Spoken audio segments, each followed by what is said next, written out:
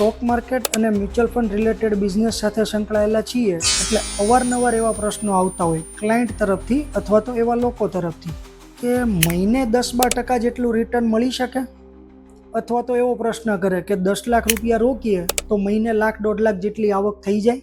તો ચાલો આજે આ ટોપિક ડિસ્કસ કરીએ અને સમજીએ. રિટર્ન કોણ આપે છે? તો સૌથી પહેલી વાત, રિટર્ન ઇકોનોમી આપે છે. એટલે જે રીતે ઇકોનોમી ગ્રો થાય એ પ્રમાણે આપણને રિટર્ન મળી શકે. તો અત્યારે તમારા ધ્યાનમાં એવી કોઈ ઇકોનોમી ખરી જે મહિને 10-12%થી ગ્રો કરતી હોય? ના. જો ઇકોનોમી જ ગ્રો નથી કરતી તો આપણને એટલું રિટર્ન ક્યાંથી મળે? અત્યારે ઇન્ડિયન ઇકોનોમી એવરેજ 15%થી ગ્રો કરે છે.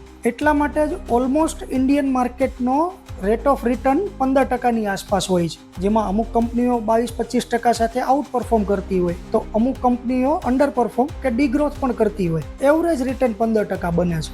બની શકે કે ટૂંકા સમયગાળા માટે તમે જ્યાં ઇન્વેસ્ટ કર્યું હોય એ કંપની, એ સેક્ટર અથવા તો એ ટાઈપના શેર્સ 22-25% કે તેથી વધુના રેટથી ગ્રો કર્યું હોય, પણ એ એક એક્સેપ્શનલ છે. કાયમ માટે એ અચીવેબલ નથી. તો જો તમે લાંબા ગાળા માટે વિચારી રહ્યા હોય તો ઇન્ડિયન ઇકોનોમી 15-18%થી ગ્રોથ કરે છે, તો તમે પણ 15-18% વાર્ષિક રિટર્નની આશા રાખી શકો. અને વાર્ષિક 15-18%નો ગ્રોથ પણ લાંબા ગાળે બહુ મેજિકલ અસર ઊભી કરી શકે છે. જો તમારે પણ આ રીતે આવા ઇન્ટરેસ્ટિંગ ટોપિક ડિસ્કસ કરવા હોય, તમારી ઇન્વેસ્ટમેન્ટ જર્નીને સુધારવી હોય કે અપગ્રેડ કરવી હોય, then let's connect.